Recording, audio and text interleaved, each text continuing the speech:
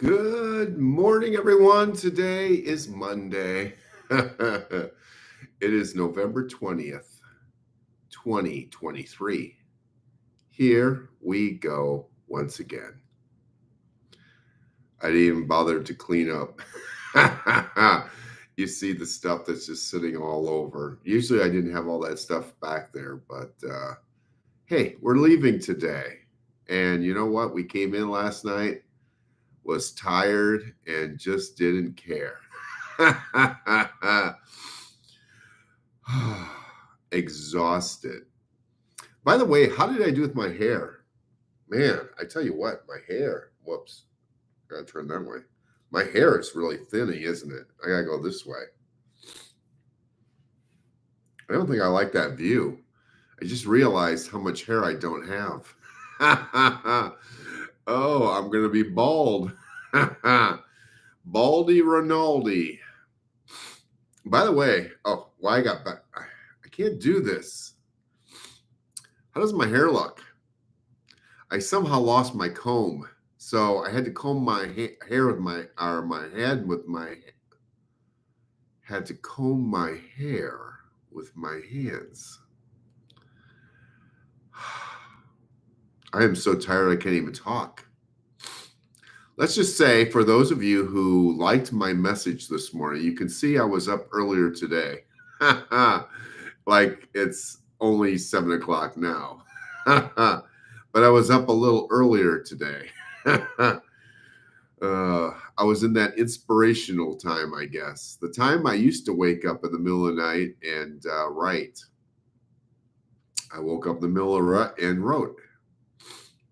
I also got to tell you about.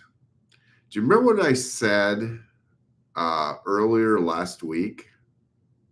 You know, we were coming down here and I was telling you, like, this is going to be the last time we're going to do this show. Huh. You can probably scratch all that. Good morning, Kathy. Good morning, Tommy. Good morning, Kelly. Good morning, Bible Blues Brother Scott. And good morning, Dave, sir.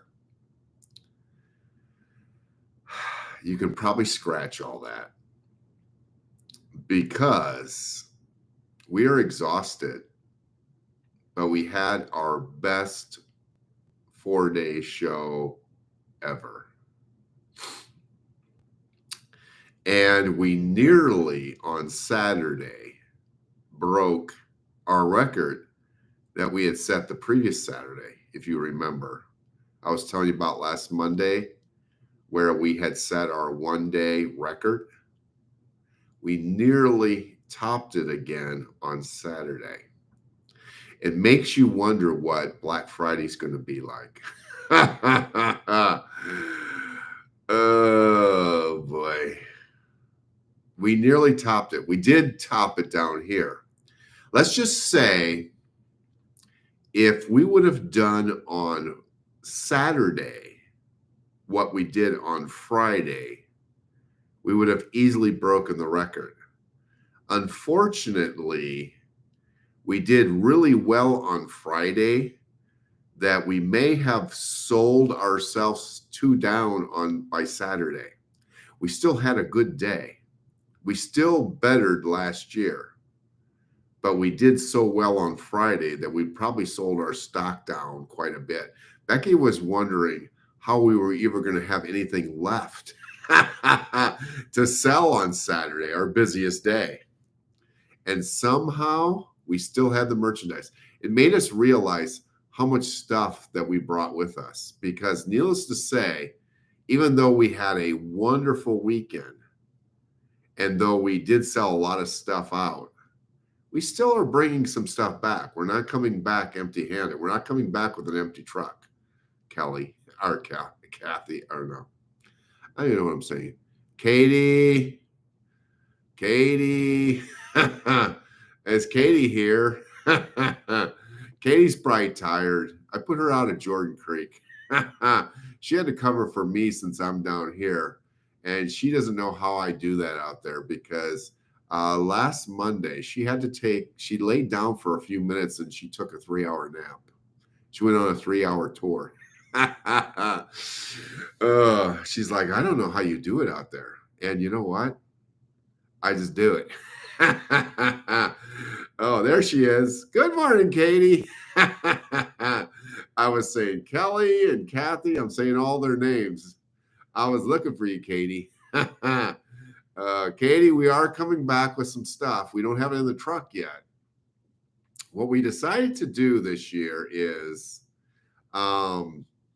we decided not to go through the rat race of trying to get in line and take 2 hours to get out of there. Plus, our truck was too big. We brought too big of a truck to stick where we usually stick it. So we just decided we're going to pack the booth up. We're going to go up there this morning and pick it up. That way we can just hopefully drive right into the facility, pick our stuff up, and go home. So that's our plan. And if that works out really well, that's what we're going to do next year. Yes, I said next year. Because as you know, I talked about earlier in the week, last week, that this is probably going to be the last time we do Kansas City. And then this weekend happened. And the thing was, it was kind of like, I just kind of foresaw this happening. And it's that enticement that things are going so well. They're going to go so well down here that we're going to say, no, we can't do it. But then, we're walking up there Saturday morning. We just had our busiest day ever down here on Friday. Like I said, we did better. We did nearly twice as much as we did the previous year on that day. And we're thinking, how are we going to even be able to top that? We weren't able to. We had a good day. But we're walking up there on Saturday and we're thinking, nah, we're still not going to do this. I know, we had a really good day, but we're not going to do this. And then we came back to the room on Saturday night. And I'm trying, Becky is getting in the shower. She's, getting, winding down. I'm winding down myself. I'm sitting in bed and I'm just kind of, vegging out. And all of a sudden, here comes this voice. And I recognize the voice because I've heard it before. I heard it before when it told me to do the Jericho walk.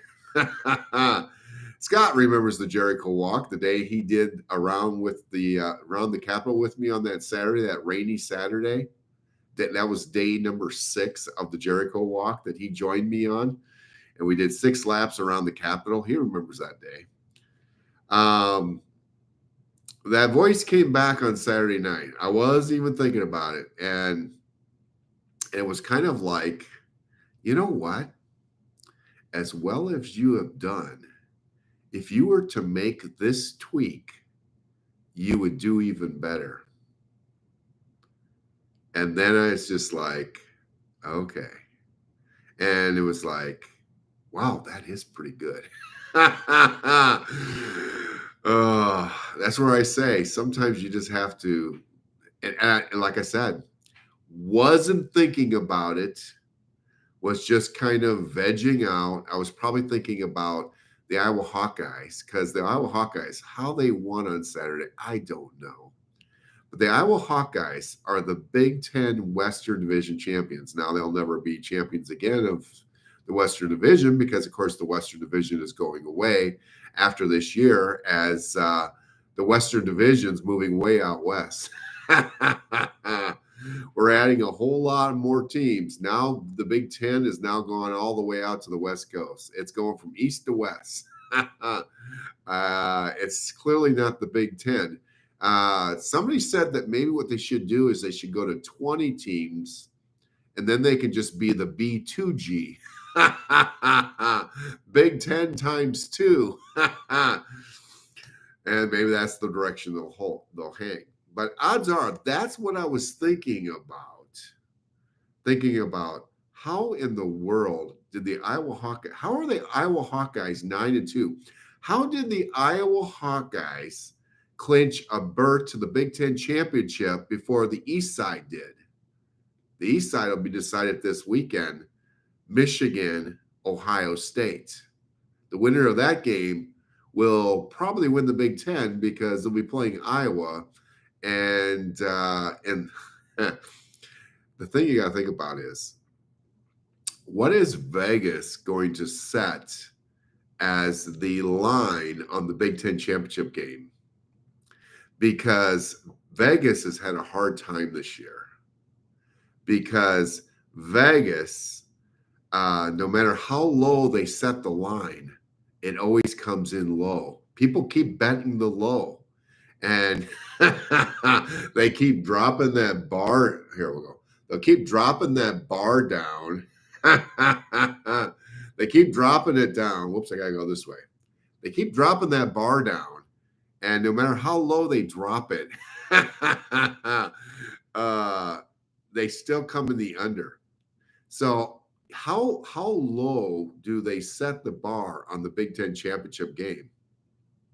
Thing is that the reality is they could probably set the bar at about 28, and you would still bet the over, because you could really see like a 31-3 or maybe a 35-0 game. And I'm not saying Iowa scoring 35. Iowa ain't scoring 31. Unless the final score of the Big Ten championship ends up being like 10-7. Iowa ain't winning the Big Ten championship game. Let's just say if Iowa wins the Big Ten championship game, then God is definitely an Iowa fan. Let's just say that here and now. God will have to make a mighty move in order for the Iowa Hawkeyes to win the Big Ten championship.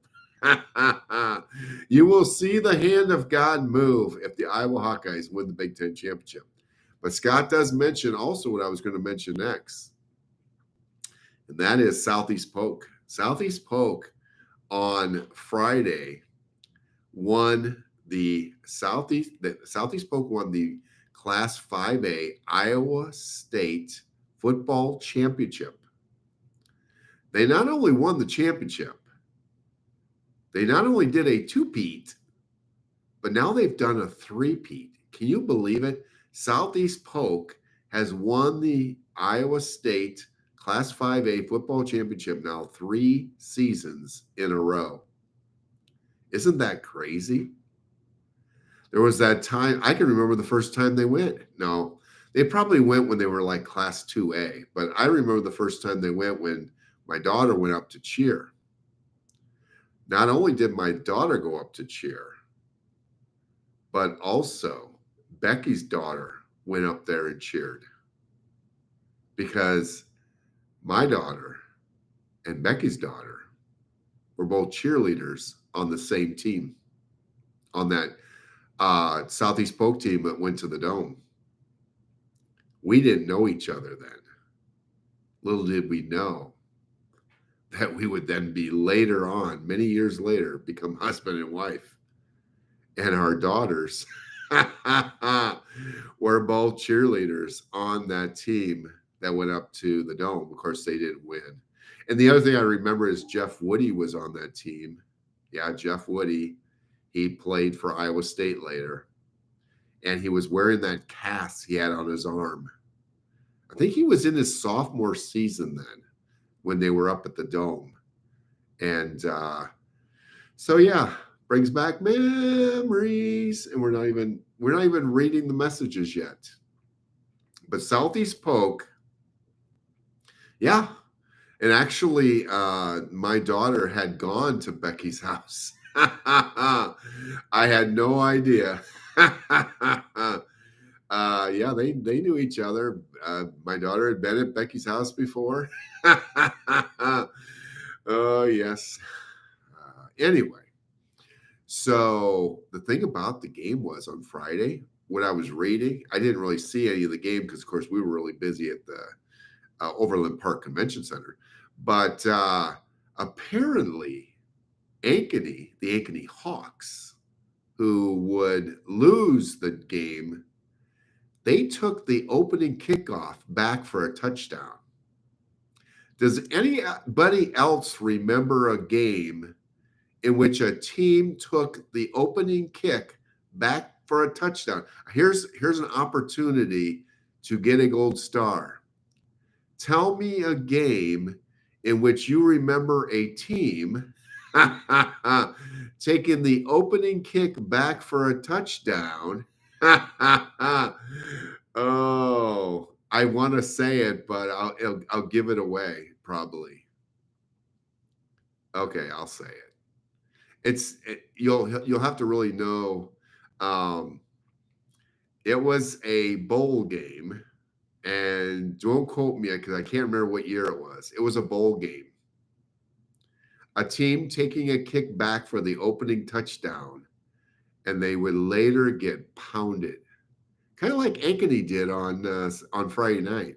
I think they ended up losing like 49-20. They took the opening kick back for a touchdown. They were up like first play of the game. Ankeny Hawks are beating the Southeast Polk Rams 7-0.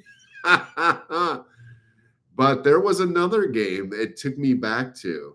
I can't remember the year, but let me tell you this. You can look it up if you look up C.J. Jones. And he went like 100 yards. And I can remember the announcer saying, C.J. Jones, see you later.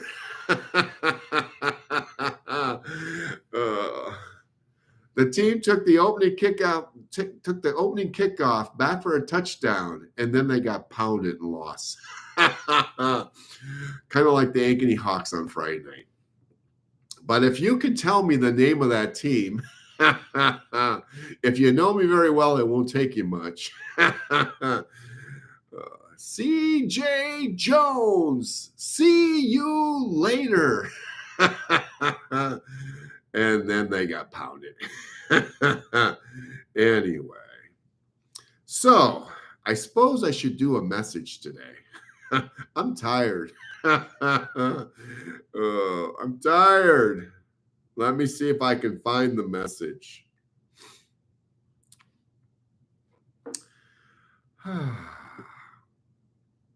Open our eyes to this beautiful new day. Let God's love fill us with abundance. Feel satisfied. Approach the world with a smile of love, loving your love with others' hearts. But you feel with gratitude for the blessings of the day. Experience that quietness of God's presence standing on the mountain. Kind of like that presence of God on Saturday night that says, and I was talking with Katie on this yesterday, and she's just like, I think he's telling you you're not done yet down here.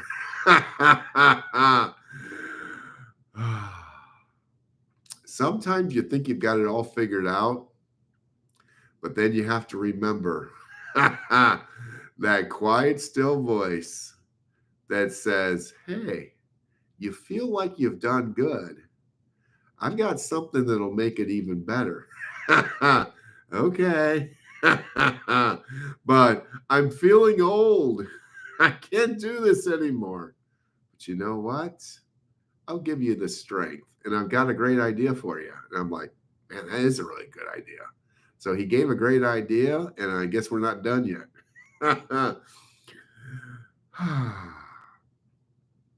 Experience that quietness of God's presence standing on the mountain. Stop feeling, and that's clearly not a word. It says, stop feeling the descending in the valley, feeling and smelling the freshness of life and growth.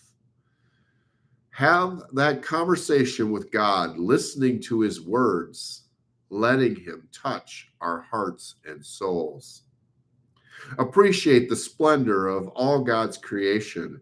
Let us continually be reminded of God's loving presence and his love for us. Our attitude about our circumstances, where our hopes determine the tesser, That's not a word either. Of a moment, eventually, of the whole day. No attitude, no feeling or emotion is force, is a bonus. We always can make the choice. Perhaps positivity regarding choices are all too often used. Teased. I think it's supposed to be the word test, and it says teased. Teased dust into situations detrimental to our emotional.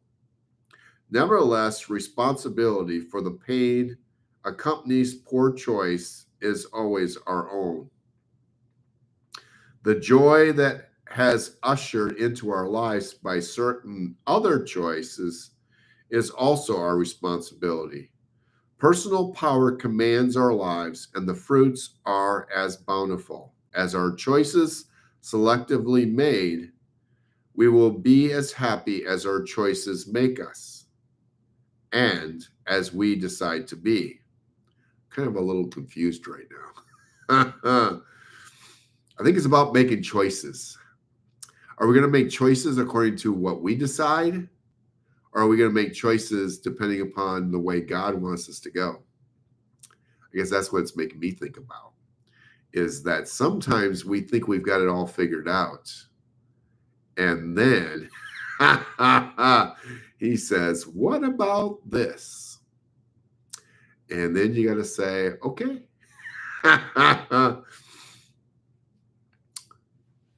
The truth in life is quite simple. And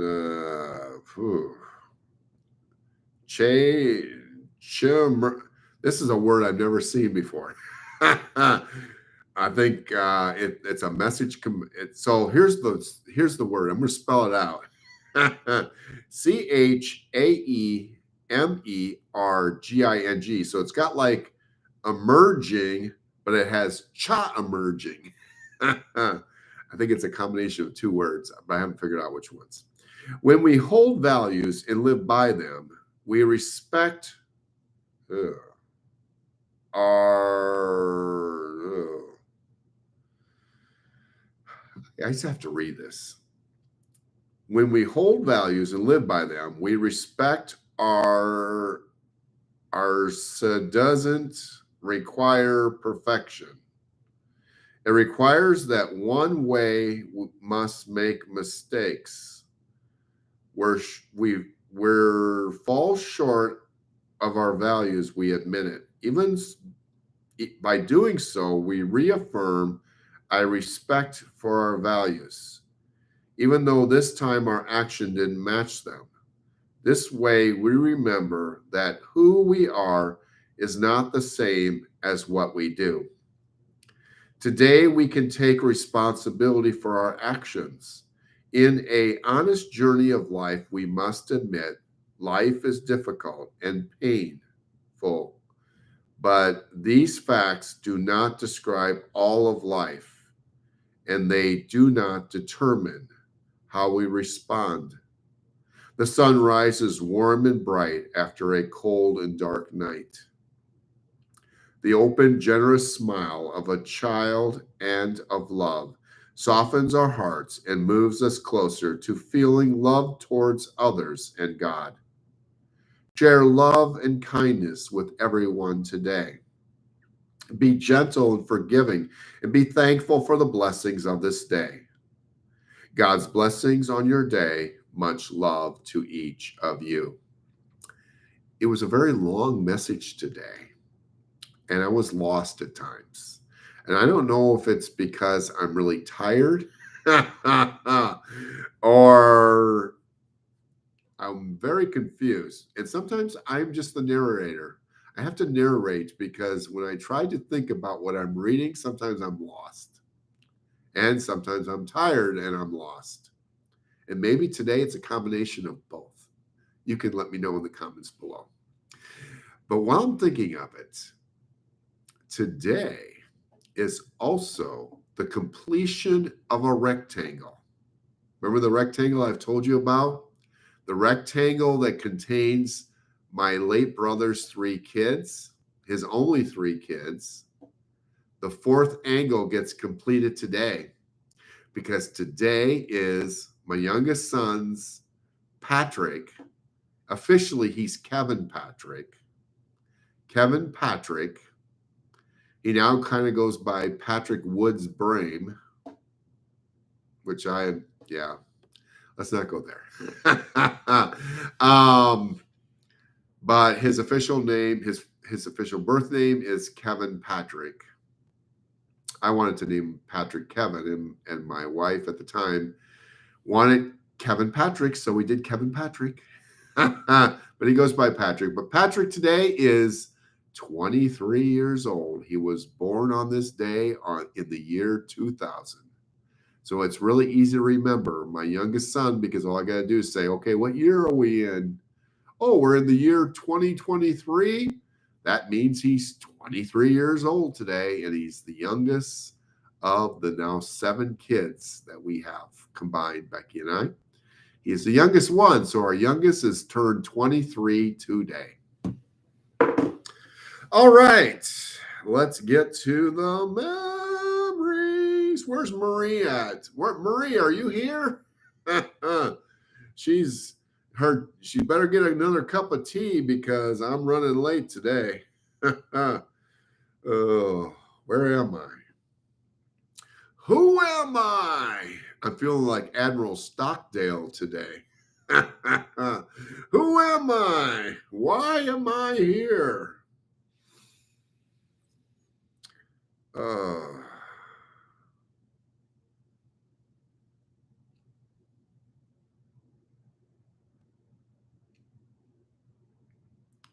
Man, I had a lot more hair there. Not as much hair there. I've got a lot less hair. Look at that. Holy cow. I go down like that, and I could be like bald like tomorrow. Look at that. Oh. There. Does it look better? Anyway, let's see. 6 years ago today, even when we follow the right path, we can be unfortunately separated from those that are close to our heart. We must never allow anyone to cause us to fall off our destined path, no matter how close our relationship is with them. Rather, we must remain true to our Father, being constantly guided by Him to move forward, while understanding that those that choose to not follow us now will need to move more quickly to catch up to us if they wish to be in our company once again. For if we wait for them, we will not meet God's purpose for our life. And if we fail to, He will need to find someone else to fulfill the plans that He has for us to carry out. So with eternity in mind, we must seek to do what is right by Him, for one day it is by His judgment alone that we will secure what we have rightly earned by what we do with the time we have remaining. Here's another bonus message, it looks like. The will of God will never take us where the grace of God can't keep us. That was pretty good. That must have been a bonus message. Sometimes I get more than one message, and so I date one, and then another message will come, and I just keep writing them.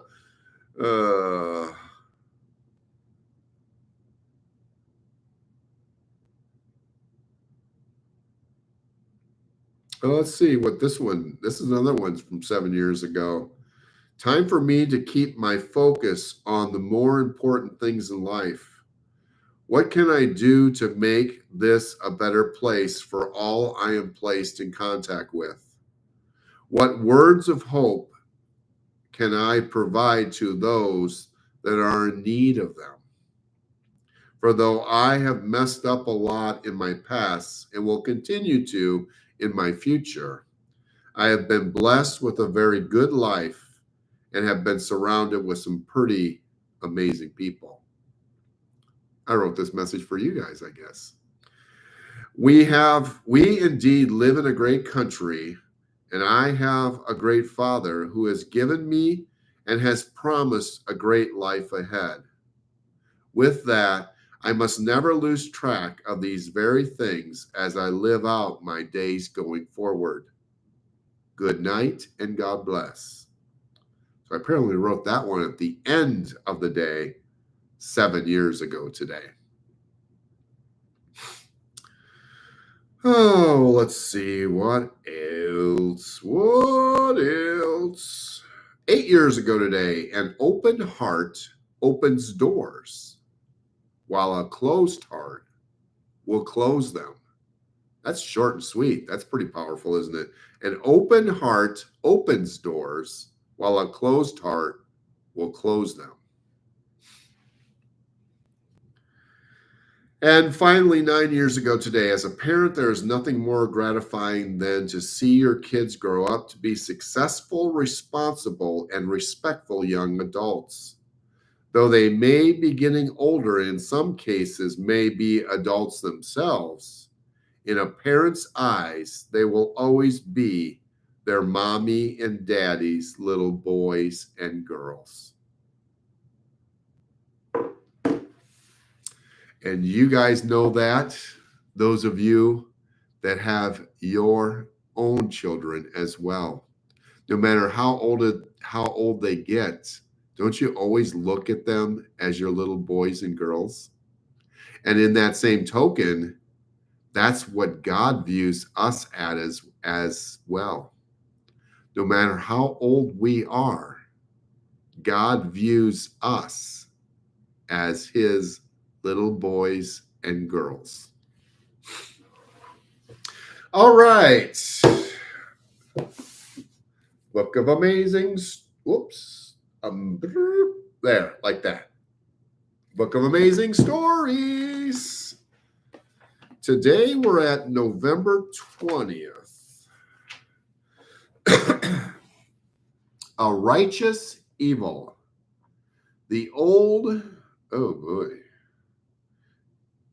I can't even say that word. Daguerreotypes portray a bony scarecrow of a man with bushy hair, flint-hard face, and blazing eyes, a desert prophet ready to wield the terrible swift sword of the Lord. Yet he was a rare white man in a culture marinated in racism, who not only fought slavery with a holy zeal, but also socialized more with blacks than with whites. He not only preached the gospel of racial reconciliation, he was a leader in the Underground Railroad that helped thousands of slaves escape to Canada. But the prophet got increasingly impatient with the do-nothing politicians. Oh, look at that.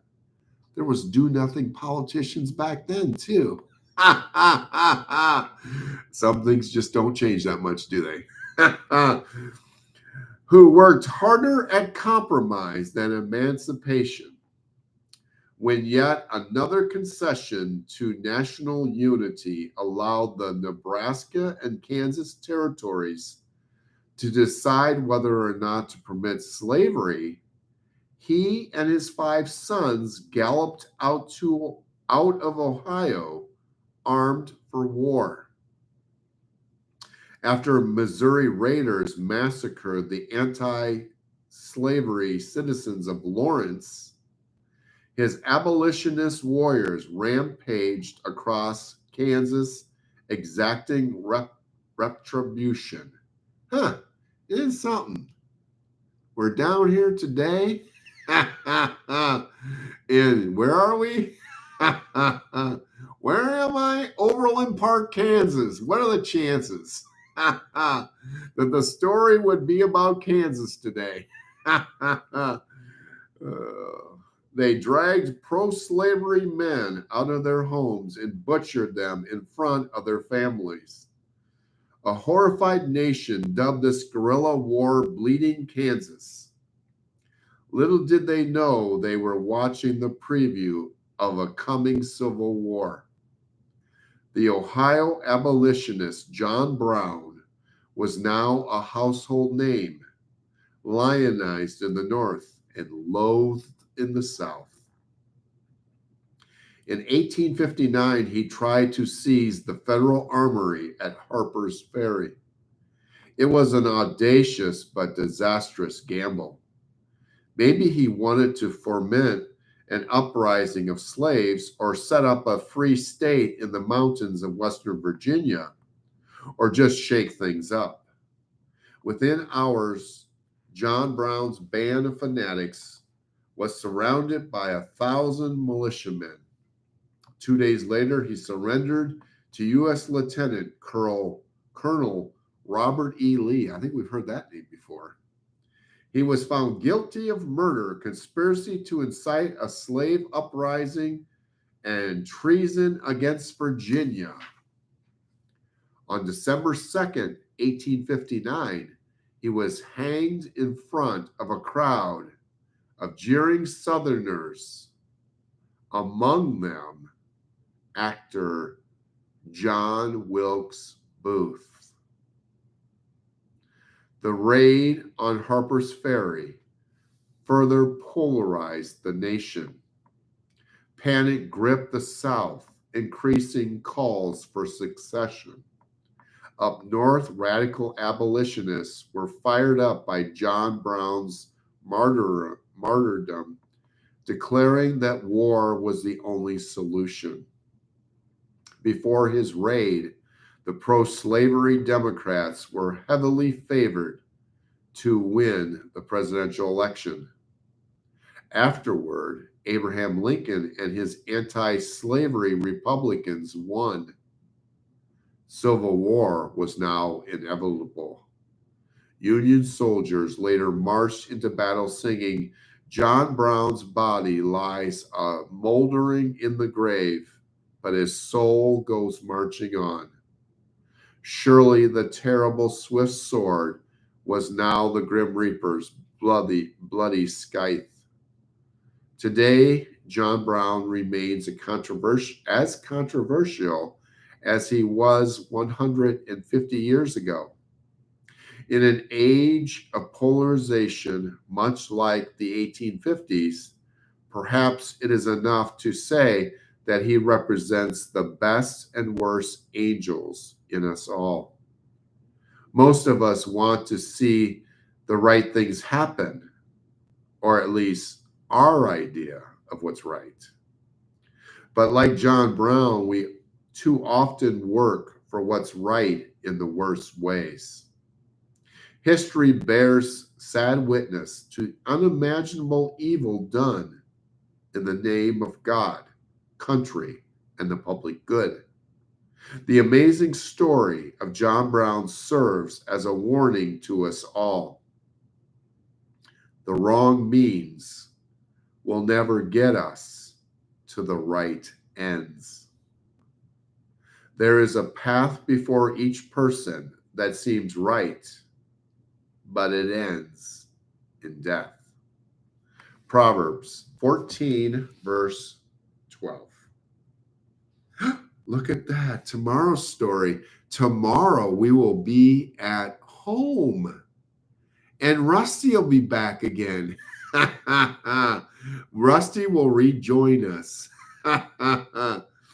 And guess what? I got a message from Scotty early this morning. He says, "Sorry if I'm waking you up, but when do you guys expect to be home today?"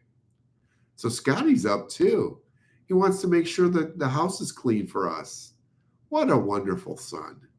And apparently he spent some time with Rusty too, which is a bonus. Because I said, you got to make sure you spend some time with Rusty, or we get home today, he's going to be cat crazy. He'll probably still be cat crazy. But tomorrow's story is The Candyman Can. That makes me think of, that movie. What's the name of that movie? The candy man can, 'cause he mixes it with love and makes the world feel good. The candy man makes everything he makes, and I better quit singing. Let you guys sing the rest. You should videotape your arrival. He'll be sitting up on top of the counter. He'll go, meow, meow, meow. Oh, that'll be later today. Let's see. Let's get into God's word. Boy, we're getting close to the end of the book here. That must mean we're getting close to the end of the year. Let's continue on in Old Testament reading. Scotty is scrambling. Ezekiel chapter 40, verse 28. Then the man took me to the south gateway leading into the inner courtyard. He measured it, and it had the same measurements as the other gateways. Its guard alcoves, dividing walls, and entry room were the same size as those in the others. It also had windows along its walls and in the entry room. And like the others, the gateway passage was 87.5 feet long and 43.75 feet wide. The entry rooms of the gateways leading into the inner courtyard were 14 feet across and 43.75 feet wide. The entry room to the south gateway faced into the outer courtyard. It had palm tree decorations on its columns, and there were 8 steps leading to its entrance. You know what this makes me think about? It takes me back to thinking about our booth again. And just as God would help man design places holy to God, God is still working in these days because he's so alive. And he is looking to help us. I'm not just talking in terms of us like me and Becky, but he's looking to help you too. If you will lean on him, his understanding, his wisdom, his knowledge is much greater than ours. We may feel like we're doing a really good job, but you know what? Does he have perhaps an even better way? That's just what I must say, is that listening to that small, still voice. And you know what? Just like he helped man back in those days to develop these, and they were so perfect. He was so perfect in his dimensions and everything. And if they followed his instructions, they made some perfect buildings, didn't they? Just like back in those days, he can help us in these days. If we will take the time to listen to him, maybe he can say, as well as you're doing this, perhaps if you were to do this, you can do even better. Then he took me to the east gateway leading to the inner courtyard. He measured it, and it had the same measurements as the other gateways. Its guard alcoves, dividing walls, and entry room were the same size as those of the others, and there were windows along the walls and in the entry room. The gateway passage measured 87.5 feet long and 43.75 feet wide. Do you catch that? Katie, are you still here? Oh, I read this. And I'm sorry, I think about Katie. Because Katie says, math is not my thing. And so I read this, and it says, 87.5 feet long. And then it says 43.75 feet wide. And you might say, 43.75 feet wide? That's pretty weird. But 43.75 feet wide is exactly half of 87.5 feet. For those you mathers out there. So 43.75 seems so random, but it's exactly half. Its entry room faced into the outer courtyard. It had palm tree decorations on its columns, and there were 8 steps leading to its entrance. Then he took me around to the north gateway leading to the inner courtyard. He measured it, and it had the same measurements as the other gateways. The guard alcoves dividing walls in the entry room of this gateway had the same measurements as in the others, and the same window arrangements. The gateway passage measured 87.5 feet long and 43.75 feet wide. Its entry room faced into the outer courtyard, and it had palm tree decorations on the columns. There were 8 steps leading to its entrance. The same. A door led from the entry room of one of the inner gateways into the side room where the meat for sacrifices was washed. On each side of this entry room were 2 tables where the sacrificial animals were slaughtered for the burnt offerings, sin offerings, and guilt offerings.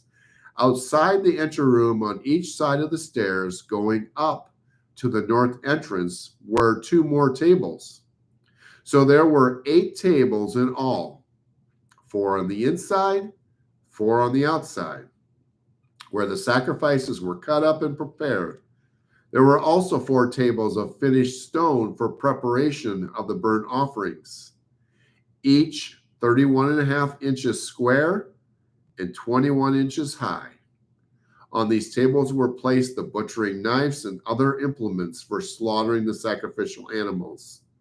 There were hooks, each 3 inches long, fastened all around the foyer walls.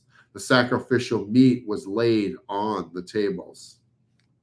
Inside the inner courtyard were 2 rooms, one beside the north gateway facing south, and the other beside the south gateway facing north. And the man said to me, the room being beside the north inner gate is for the priests who supervise the temple maintenance. The room beside the south inner gate is for the priests in charge of the altar. The descendants of Zadok, for they alone of all the Levites may approach the Lord to minister to him. Then the man measured the inner courtyard, and it was a square, 175 feet wide and 175 feet across. He makes perfect dimensions. And what it leads me to think about is this, in this case, it was a square. It makes me think of the rectangle I just defined earlier. What are the chances that my late brother's 3 kids and my youngest son, Patrick, would make a perfect rectangle? Some could say it's a coincidence. But of course, I don't believe in coincidences. And you may or may not. Then he brought me to the entry room of the temple. He measured the walls on either side of the opening to the entry room, and they were 8.75 feet thick. The entrance itself was 24.5 feet wide, and the walls on each side of the entrance were an additional 5.25 feet long. The entry room was 35 feet wide and 21 feet deep. There were 10 steps leading up to it with a column on each side. After that, the man brought me into the sanctuary of the temple. He measured the walls on either side of its doorway, and they were 10.5 feet thick. The doorway was 17.5 feet wide, and the walls on each side of it were 8.75 feet long. The sanctuary itself was 70 feet long and 35 feet wide. Then he went beyond the sanctuary into the inner room. He measured the walls on either side of its entrance, and they were 3.5 feet thick. The entrance was 10.5 feet wide, and the walls on each side of the entrance was 12.25 feet long. The inner room of the sanctuary was 35 feet long and 35 feet wide. This, he told me, is the most holy place. Then he measured the wall of the temple, and it was 10.5 feet thick. There was a row of rooms along the outside wall. Each room was 7 feet wide. These side rooms were built in 3 levels, one above the other, with 30 rooms on each level. The supports for these side rooms rested on exterior ledges on the temple wall. They did not extend into the wall. Each level was wider than the one below it, corresponding to the narrowing of the temple wall as it rose higher. A stairway led up from the bottom level through the middle level to the top level. I saw that the temple was built on a terrace which provided a foundation for the side rooms. The terrace was 10.5 feet high. The outer wall of the temple's side rooms was 8.75 feet thick. This left an open area between these side rooms and the row of rooms along the outer wall of the inner courtyard. This open area was 35 feet wide, and it went all the way around the temple. 2 doors opened from the side rooms into the terrace yard, which was 8.75 feet wide. One door faced north and the other south.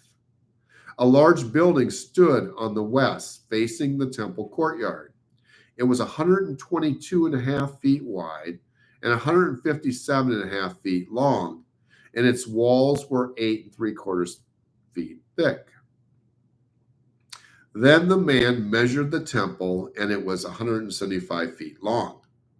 The courtyard around the building, including the walls, was an additional 175 feet in length. The inner courtyard to the east of the temple was also 175 feet wide. The building to the west, including the 2 walls, was also 175 feet wide. The sanctuary, the inner room, and the entry room of the temple were all paneled with wood. Paneling, that was kind of the big thing with our farmhouse back in the 70s. Apparently, paneling was back then as well. As were the frames of the recessed windows. The inner walls of the temple were paneled with wood above and below the windows. The space above the door leading into the inner room and its walls inside and out were also paneled. All the walls were decorated with carvings of cherubim, each with 2 faces, and there was a carving of palm tree between each of the cherubim. One face, that of a man, looked toward the palm tree on one side. The other face, that of a young lion, looked toward the palm tree on the other side. The figures were carved all along the inside of the temple, from the floor to the top of the walls, including the outer wall of the sanctuary. There were square columns at the entrance of the sanctuary, and the ones at the entrance of the most holy place were similar.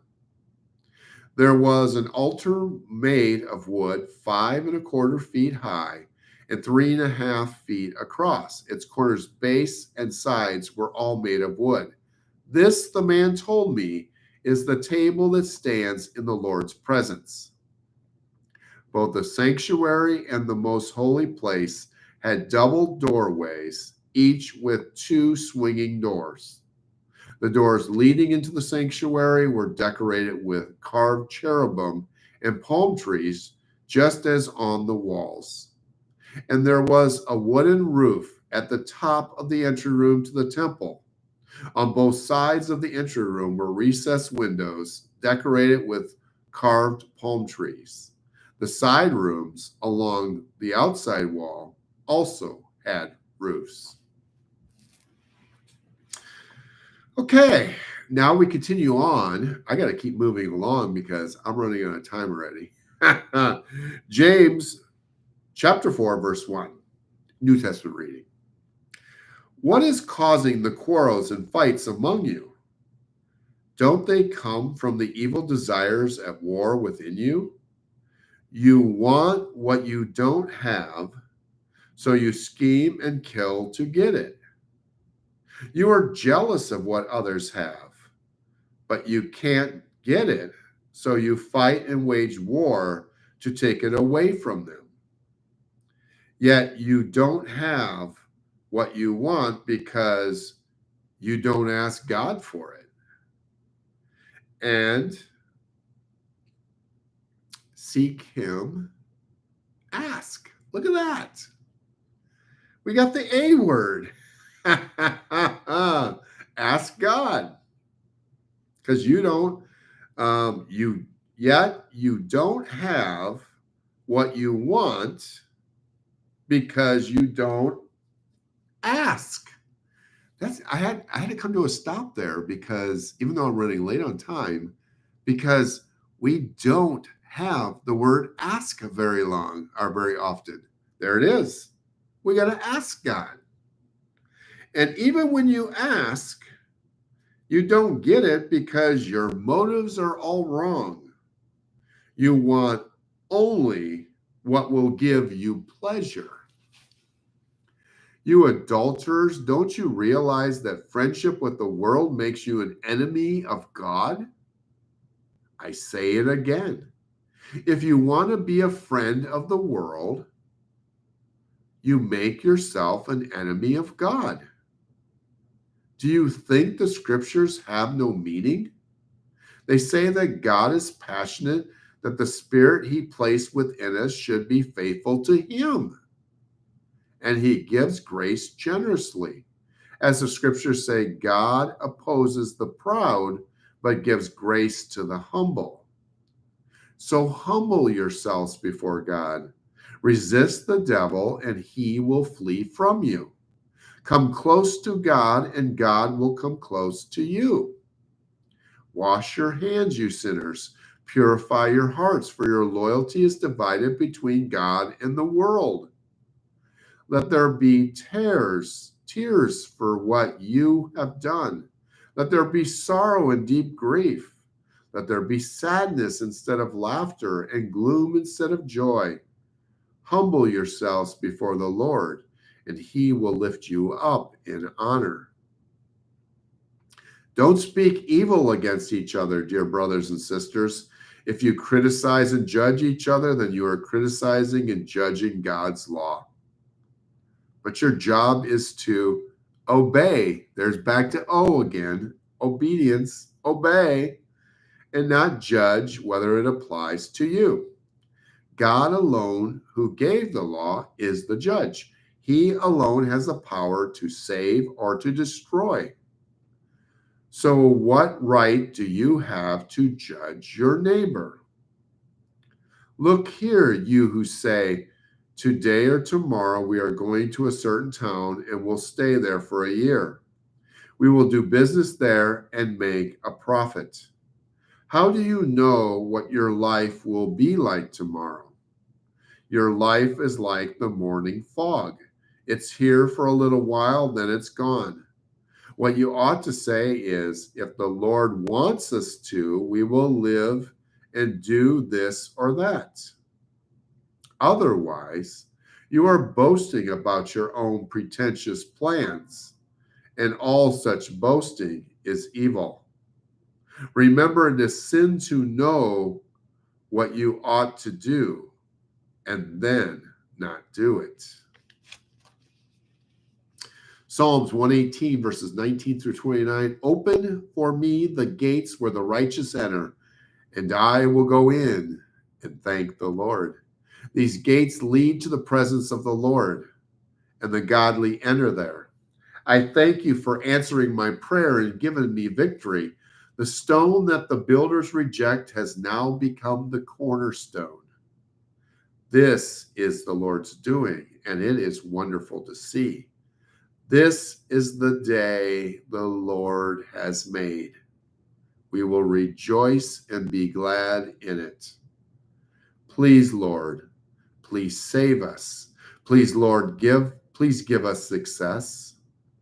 Bless the one who comes in the name of the Lord. We bless you from the house of the Lord. The Lord is God, shining upon us. Take the sacrifice and bind it with cords on the altar. You are my God, and I will praise you. You are my God, and I will exalt you. Give thanks to the Lord, for he is good. His faithful love endures forever. Proverbs 28, verses 3 through 5. A poor person who oppresses the poor is like a pounding rain that destroys the crops. To reject the law is to praise the wicked. To obey the law is to fight them. Evil people don't understand justice, but those who follow the Lord understand completely. That brings us to the end of today's reading, and we are already after 8, so let's go ahead and wrap up today and our trip to Kansas City with a prayer.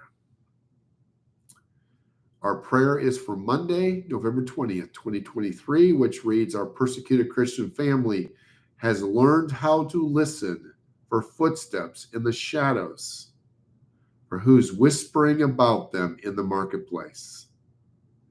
And they've learned to listen to God, asking him each moment what he has for them to do. They surrender their plans to God, saying, if the Lord wants us to, we will live and do this or that. James 4:15. A common attitude among those whose plans are interrupted by arrest or beating. Lord, give my persecuted brothers and sisters ears finely attuned to you. Guide them. I offer my surrender as a daily sacrifice. Tune my ears to follow you closely. And in Jesus' name we pray. Amen. That is so cool, this prayer, because they surrender their plans to God, saying, if the Lord wants us to, we will live and do this or that. Tune my ears to follow you closely. It's like I talked about earlier. There was a plan, a thought that I even talked about it with you guys earlier last week. Becky and I continually talked about it as we walked up to the venue, even Saturday morning. And then Saturday night, there's that small, still voice which says, I don't think we're done here yet. At least that's what the message I get out of it. Because otherwise, why would he say, as well as you did, if you make this tweak, you can do even better? And with that, it's a matter of just opening yourself up and listening. Sometimes we are so good at asking for things. We are so good for praying for things. But it's the listening part. Listening is very important. And sometimes, even when you don't expect it, even when you don't ask, sometimes he will speak. And like I said Saturday night, well, I was just trying to veg out. I was just decompressing. And you hear that voice, you listen, and you say, yeah, that's good. But then you have to make it happen too.